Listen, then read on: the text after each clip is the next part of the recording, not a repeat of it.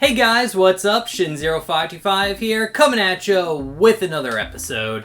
It's another video, isn't this fucking series? It's just me rambling on about my thoughts. But anyway guys, what's up? I'm Shin0525, and this video is actually a video response to Retro Review's video about graphics.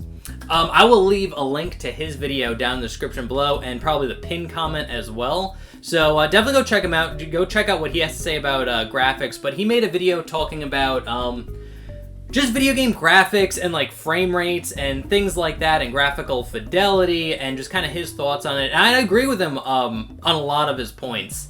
But there's some stuff I wanted to add to the conversation, hence this video. So definitely go watch his video, giving him a shout out. Go click on it, and then finish watching this one. You can pause it, watch his, then watch this. But anyway, my thoughts on it is graphics don't matter. I actually think I made a video on this previously where I talked about like graphics don't matter, and it's really true. Graphics do not matter.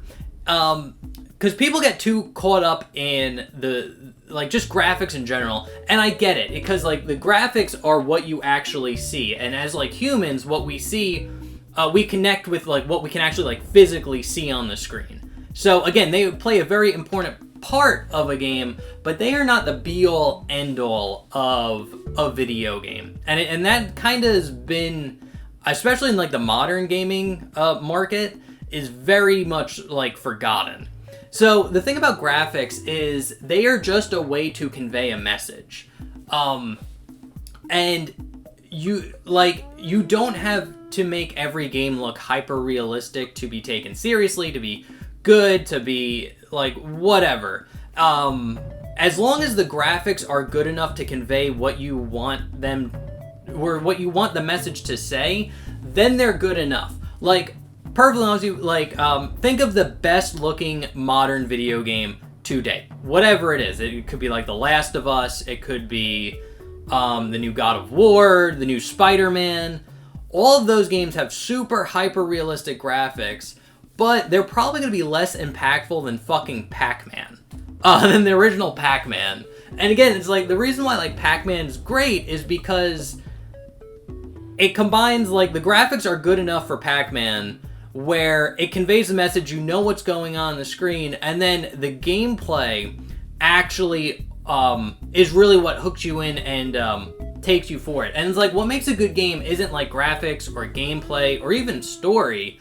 What makes a good game is how all three of those like components push the main point of the game together. So you could have a game that might not have that good gameplay, but that might not be the point. You might be playing like a turn-based RPG. You're not playing it for the gameplay, you're playing it for like the story. And as long as like the graphics and the story and the gameplay are working together, it could be a good game. So you could have one of them lacking, but as long as it's there to help push the message and not like take it back, then it's like a good game. Like, perfect example of what I'm saying is Jet Set Radio.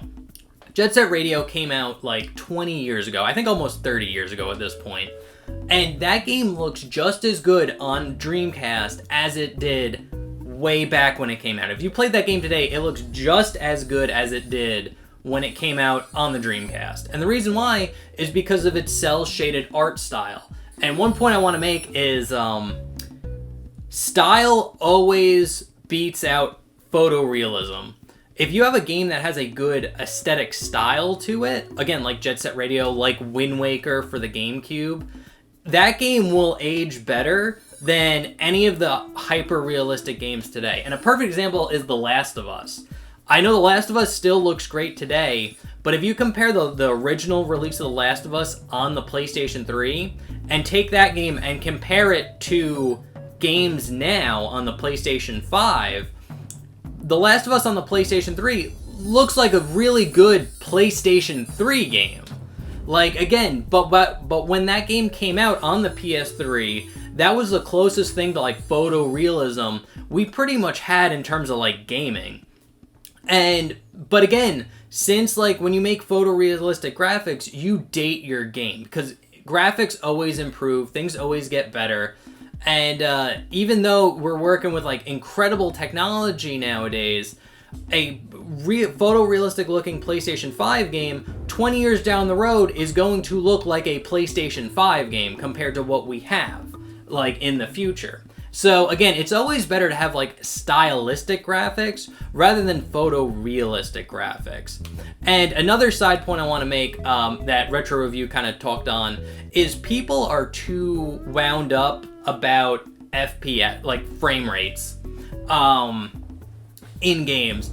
And I think a good analogy for it is I remember when I was in school and you had to peer review a like an essay or something somebody wrote.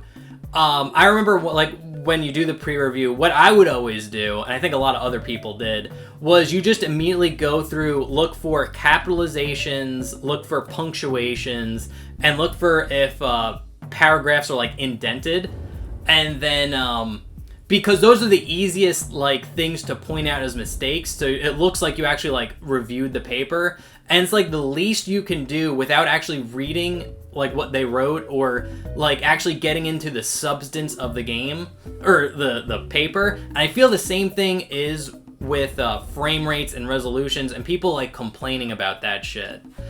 And it's just like, if all you have to complain about in a game is like, oh, well, the frame rate dipped here at this one point. It went from like 60 FPS to like 30 FPS, and that's really bad. They really need and it's just like, no, they don't.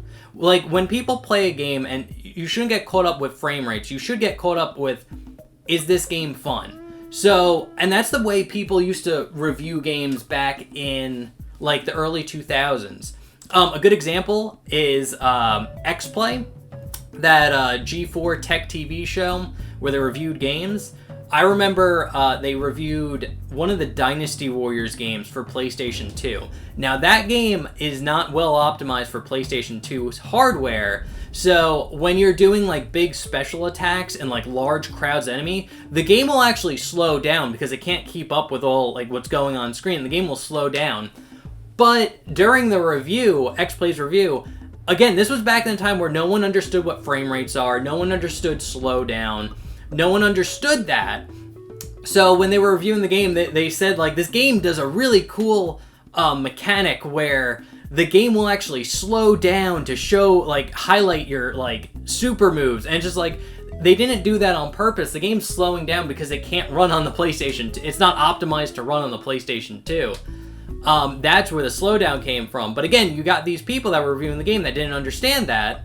And they just enjoyed it and thought it was a cool feature. And I think people, both gamers and developers, need to get back on that, where it's just like, are you having fun with the game? Okay, say the game's running at 30 frames per second. Is it playable? Is it fun? Are you having fun? Are you able to enjoy the game running at this frame? And if the answer is yes, it doesn't need to be at 60 frames per second. It doesn't need to run at 120.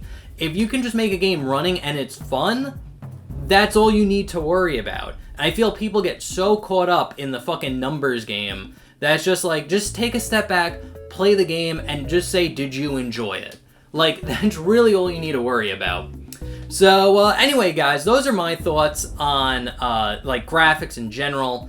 Honestly, photorealism is never the way to go. Always do something stylized. It ages way better than anything realistic. And just the overall, like, push for, like, frame rates and shit like that. I think if we all, like, just stopped caring about it, stopped caring about how games looked, and just kind of just focused on how fun they are as, like, an overall experience, I think we would be in a much better place in the gaming industry. But those are my thoughts. Let me know what you think down in the comment section below. Remember to go check out Retro Review's video on this. And, yeah, remember to like, comment, subscribe to my channel as well. I really do appreciate that. So anyway, guys, thank you so much for watching. I'll see you the next time. Later.